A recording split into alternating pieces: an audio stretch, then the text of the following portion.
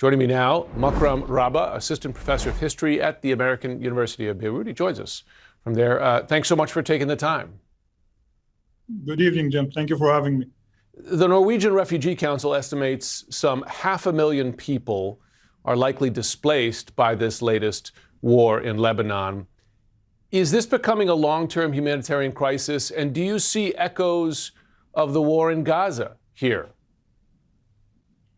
Well, certainly, I don't think that there's a Gaza scenario because simply Lebanon's geography is much different. However, the long-term implications of the displacement of over 1 million refugees, and these people will not go home anytime soon. We have a big problem that the Lebanese political establishment doesn't have the guts to actually face its people and tell them that your destroyed houses and villages will become a buffer zone.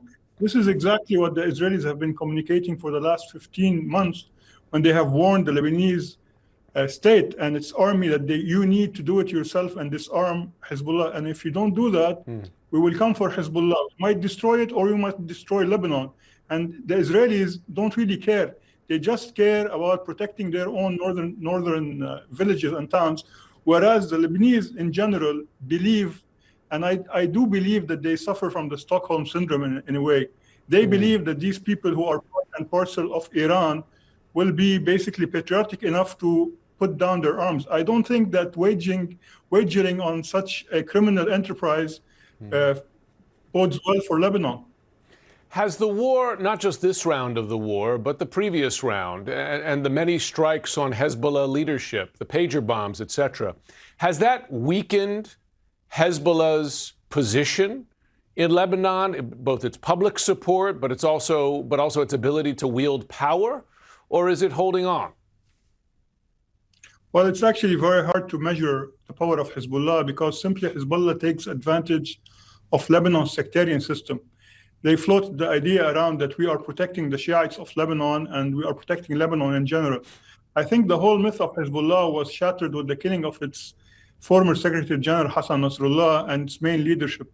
However, Jim, the unfortunate fact that at the moment, yes, we do have Hezbollah fighters who have Lebanese nationality fighting, but the people who are running the operations are Iranian nationals, which have been targeted over and over again.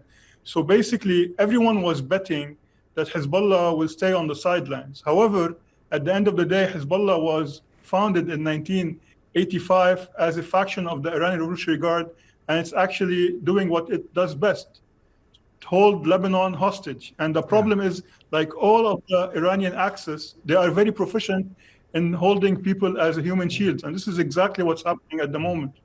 Well, that description you've given, not just of how Hezbollah operates, but of Israel's military goals here, that doesn't seem to create the conditions for a negotiated end to this. I mean, that sounds almost like perpetual conflict.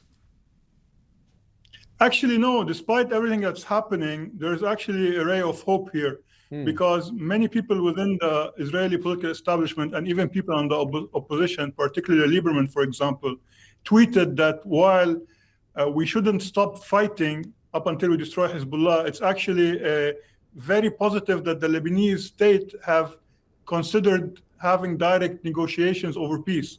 And this is actually a very good way forward because this is the first time since 1983 that the Lebanese government actually engages in direct political talks. And I think the best way out of this is to turn this military confrontation into a political one, where actually Lebanon will be on the same level as Israel, because at the end of the day, Netanyahu cannot say that I will take the military option when he has a political option on the table. Yeah. But let me ask you, if it's the Lebanese government negotiating with Israel directly, does Hezbollah abide by anything they agreed to? Well, I don't think that Hezbollah at the end of the day will honor any of its commitments because simply they promised to stay out of the war originally after October 7. However, the only way to debunk the narrative of Hezbollah is to actually neutralize Israel as an quote-unquote enemy on our southern border.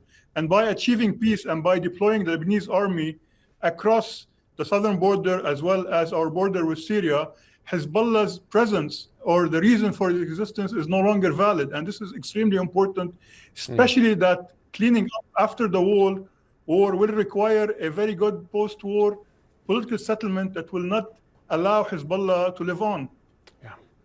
Makram Rabah, thanks for giving us the view from Beirut. We appreciate it.